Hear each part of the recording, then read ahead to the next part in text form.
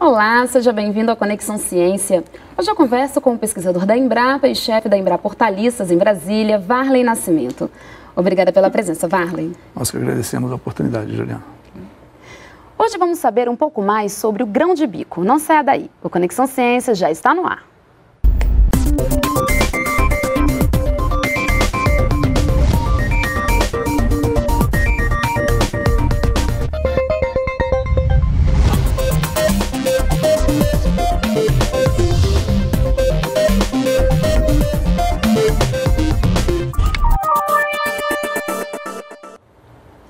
Versatilidade. Essa é uma das principais características do grão de bico, que pode ser aproveitado de diversas maneiras, fresco, seco ou como pasta. De olho nessas novas tendências de consumo, a pesquisa tem atuado para aumentar a produtividade e melhorar a qualidade dessa leguminosa que está caindo cada vez mais no gosto do consumidor. Então, Varley, vamos começar, explicando quais as principais características agronômicas do grão de bico. Bom, o grão de bico é uma leguminosa, assim como a soja, o feijão. Na verdade, ela é a segunda leguminosa mais cultivada e consumida no mundo todo. Praticamente o mundo, nós estamos falando aqui do asiático, do europeu, do africano, do latino, enfim, todos consomem, o grão de bico. Sendo uma leguminosa, ela é uma boa fixadora de nitrogênio do ar, então essa é a principal característica. O caso específico do grão de bico, ela é uma espécie bastante rústica, ela não é muito exigente em água comparado com as outras leguminosas, então nós podemos cultivar em regiões mais semiáridas ou em épocas com menos chuva, por exemplo. Com isso você minimiza o custo de produção, nós estamos falando aí de safrinha ou segunda safra. E ela é bastante também rústica em termos de ataque de doenças, ocorrência de doenças e pragas. Também minimiza muito o custo de produção e menos dano e prejuízo que o agricultor tem quando cultiva o grão de bico. Então tem uma série de vantagens em relação às outras leguminosas. Como você disse, então, é produzida no mundo inteiro, mas qual é a origem do grão de bico? A origem do grão de bico é no sudoeste asiático, aquela região ali da Síria, do Líbano, é onde se consome bastante e se produz também bastante. A Índia, por exemplo, é o maior produtor e o maior consumidor de grão de bico do mundo. Na verdade, a Índia utiliza muito o grão de bico como fonte de proteína, visto mais da metade da população, culturalmente falando, não consome carne, então preferem essas proteínas e o grão de bico entra como a primeira primeira fonte de proteína para esse tipo de população. Além das vantagens agronômicas que você colocou, quais seriam então os benefícios nutricionais? Bom, o grão de bico, como a gente mencionou, ele é bastante rico em proteína, nós estamos falando aí 21%, 23% de proteína, vai depender da variedade do genótipo, Ela tem bastante fibra, então quando você une a fibra com a proteína, você consome menos, ou seja, você fica mais saciável, ou seja, isso é interessante para quem, por exemplo, está fazendo dieta ou quer perder peso, pode consumir grão de bico, porque quando você está unindo proteína e grãos. Além disso, nós temos fibras, sais minerais, vitaminas, e uma característica bastante interessante do grão de bico é um aminoácido presente, que é o triptofano. E o triptofano ele é um precursor da serotonina, e a serotonina ela entra no mecanismo de neurotransmissão que deixa a pessoa mais alegre, com um astral melhor, mais feliz. Inclusive, ele é denominado o grão da felicidade por essa característica. E por ser rico, tão rico assim em proteína como você colocou, pode substituir a carne? Sem dúvida, sem dúvida. Essa, inclusive, é uma tendência mundial, que a gente está vendo aí os movimentos, não só pessoas adeptas ao vegetarianismo ou veganismo, pessoas que querem consumir menos carne, e aí de novo problemas relacionados a ambiente, Pessoas acham que criação de carne de boi, por exemplo, tem a ver com desmatamento.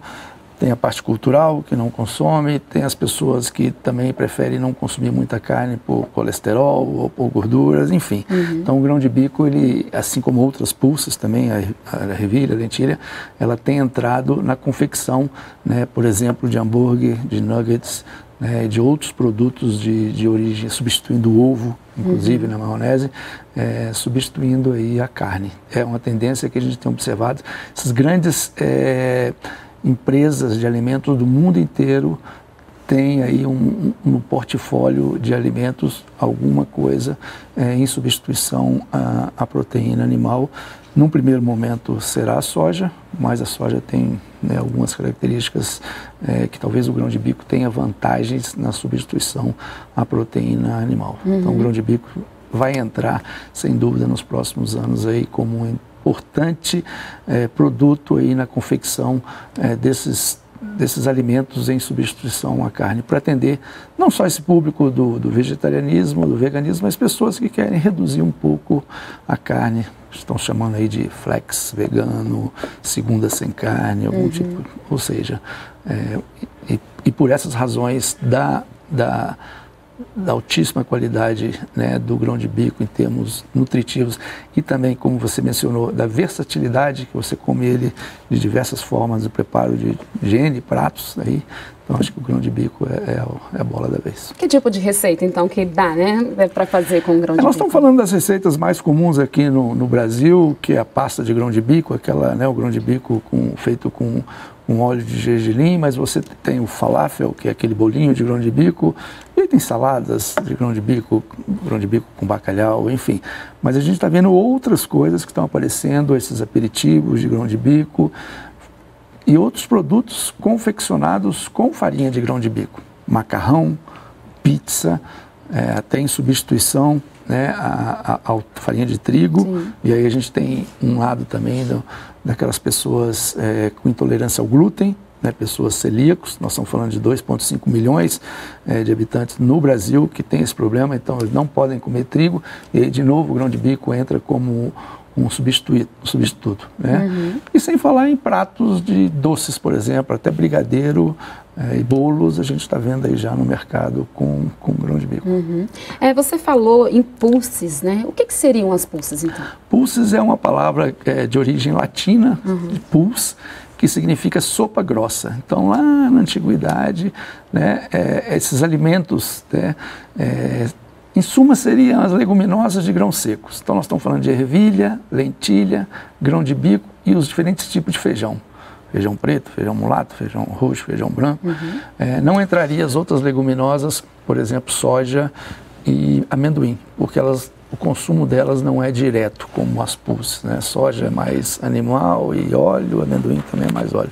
Então, ficou, de forma internacional, essas 4 grupos, né? Ervilha, lentilha, grão de bico e feijões. Varley, quando é que o Brasil, né, passou a produzir o grão de bico? Bom, essa é uma pergunta interessante. Nós, historicamente, temos importado o grão de bico, né? Bom, não é a nossa leguminosa é o feijão, né? O brasileiro prefere o feijão, mas a gente tem uns nichos de mercado, populações que preferem fazer aqueles alimentos, enfim. E a gente tem importado aí em torno de 8 mil toneladas por ano, que não é muito. E a partir dessa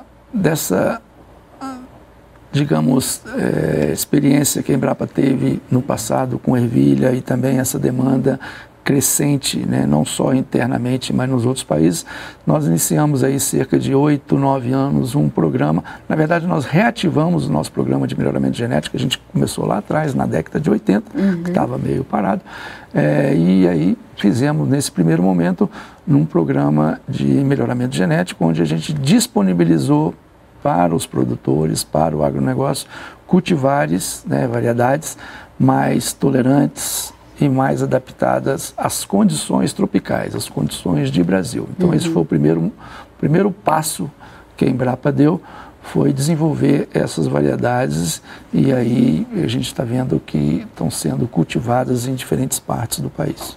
Quais são as condições climáticas mais favoráveis para a produção de... Bom, o grão de bico, de novo, ele é bastante rústico, ele não gosta de água, né? Então nós temos que fugir, na verdade, das águas, né? Verão. Então, o grão de bico pode ser cultivado aí na saída do verão, no período de safrinha ou no inverno. Ele não tolera também temperaturas muito quentes, como tolera a soja, como tolera o feijão. Então, a gente está falando aí de semeaduras aí no Brasil de março até maio, junho, né? Seria um outono e inverno, né? Longe da chuva e longe de altas temperaturas, são condições mais propícias para o desenvolvimento do grão de bico. Então a gente pode dizer que é recente, né, essa intensificação na produção de grão de bico aqui no Brasil? Sem dúvida, sem dúvida. Produtores aí desconheciam, na verdade a população desconhece, né? Então o produtor também desconhece, mas aqueles produtores que têm testado nos últimos anos, eles têm tido boa experiência, têm tido bons ganhos, porque o custo de produção do grão de bico ele é menor quando comparado, por exemplo, com o feijão, e a rentabilidade dele no final ele é melhor. Nós estamos falando de custo de produção porque ele, como eu disse, o aparecimento de pragas e doenças é menor, a exigência hídrica dele, ou seja, necessita menos água. Então, com isso, o custo de produção é bem reduzido. Nós estamos falando de 30%, 40% quando comparado com o feijão. E o interessante do grão de bico, comparado de novo com o feijão, é o preço final. Como o grão de bico é uma commodity, ele é regulado o preço no mercado internacional, então o produtor sabe o quanto que ele vai vender. É diferente do feijão que tem aquela oscilação, que ele não sabe se o preço vai estar bom, se o preço vai estar alto, baixo, se ele vai conseguir vender. Não, o grão de bico ele já sabe que custa X, então ele vai produzir, ele já tem o cálculo, ele tem o ganho no final da colheita. Muitos produtores estão, por exemplo, deixando de produzir feijão para produzir grão de bico? Sem dúvida, nós temos um grande parceiro aqui da região, próximo a Brasília, na região de Cristalina, em Goiás, e ele era um tradicional produtor de feijão e ele mudou todo o sistema dele de produção para o grão de bico.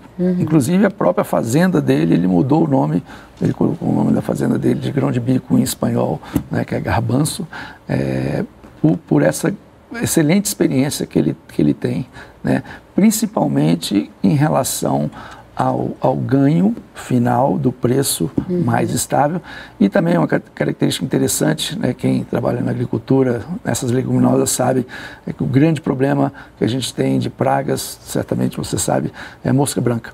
Né? E grão de bico, pela peculiaridade, por algumas características de pilosidade e da exudação que aqueles tricomas do grão de bico soltam, a gente até então, né, e também a gente vê na literatura, etc., a mosca branca não ataca. Com isso a gente também tem menor danos em termos de produtividade e também ocorrência de virose quando essas moscas brancas trazem para as culturas. Tá certo, Vale. Então daqui a pouco nós continuamos a nossa conversa, ok? Vamos para um rápido intervalo e voltamos já.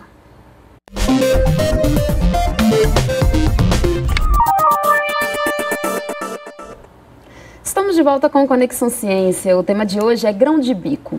Aqui no estúdio, o pesquisador da Embrapa, Varley Nascimento. Varley, quais são os principais tipos de grão de bico? Bom, nós temos principalmente dois tipos de grão de bico no país, né? Na verdade, no mundo.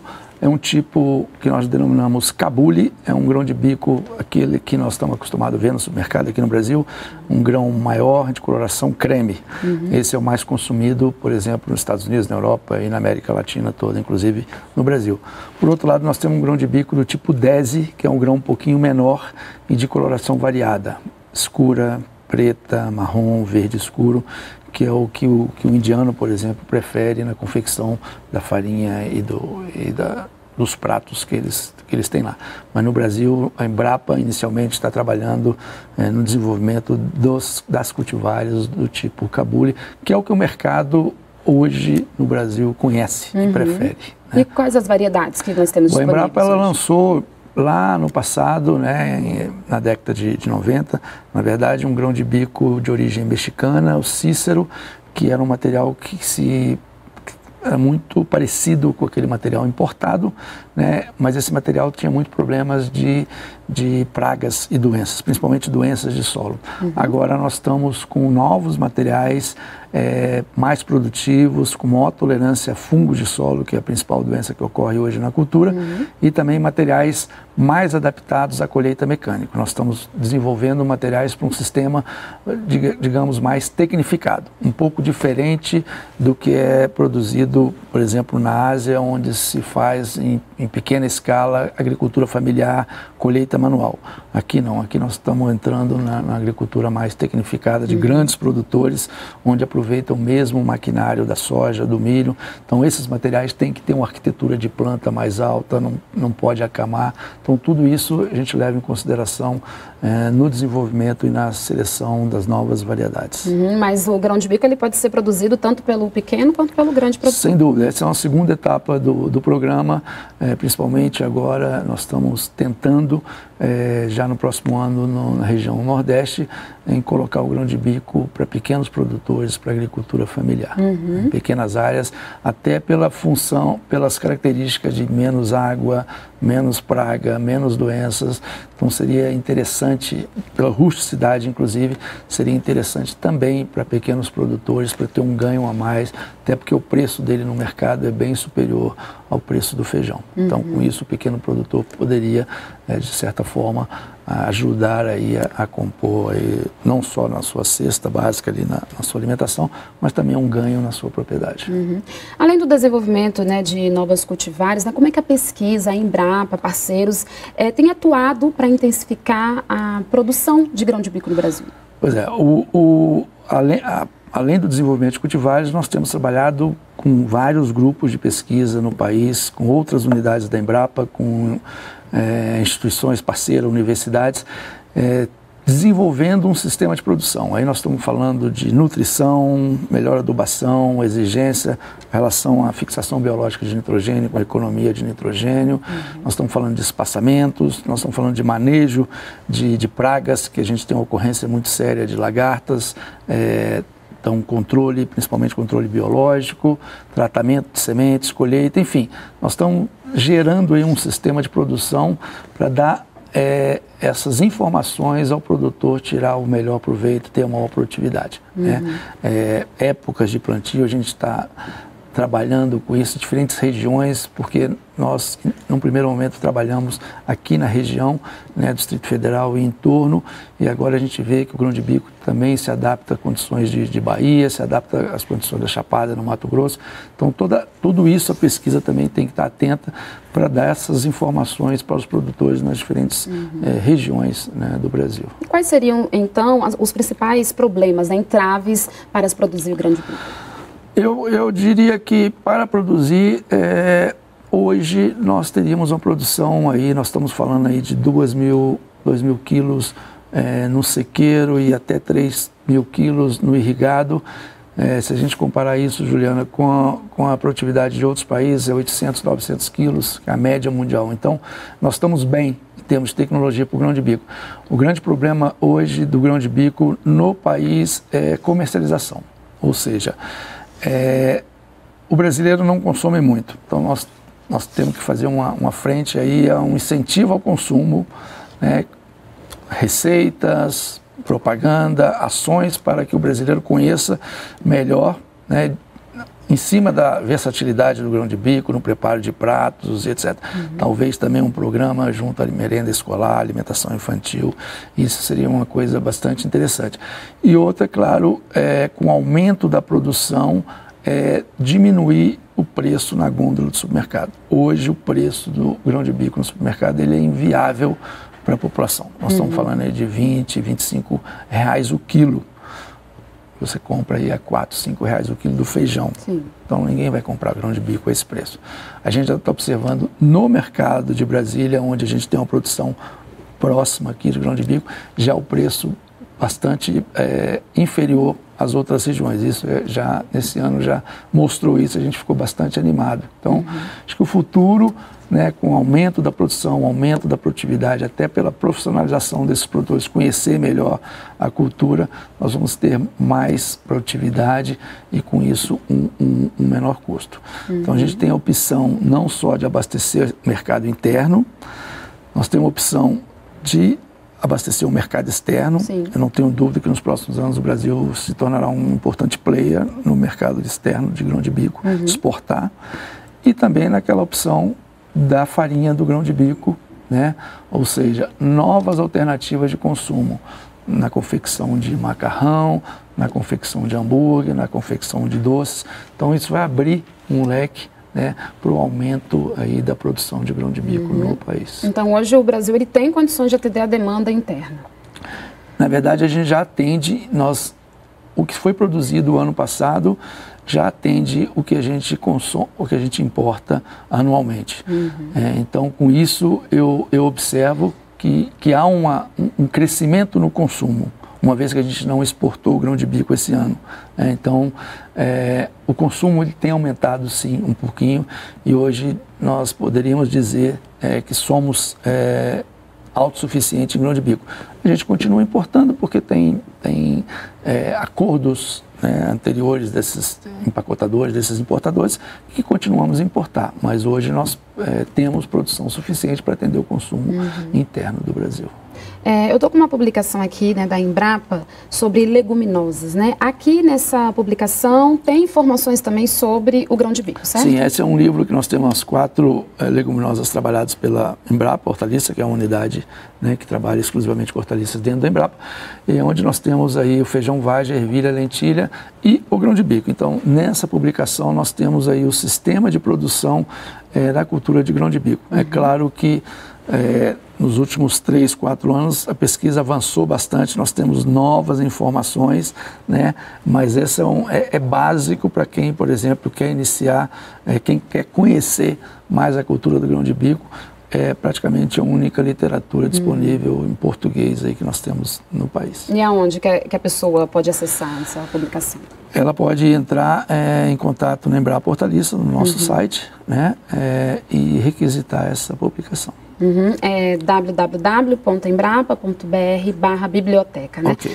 Além também da publicação, tem outras informações, cartilhas que também podem ser encontradas no portal, né? Exatamente. Além das informações das cultivares, nós temos informações, inclusive, no próprio livro e também em algumas cartilhas, receitas, né, de grão de bico. Então, pessoas que querem, de certa forma, variar um pouquinho, sair da salada e fazer uma tortinha, fazer um doce, ele pode procurar também no site onde comprar, como comprar, como conservar e como consumir grão de bico, que ele vai ter lá opções aí gastronômicas na cultura.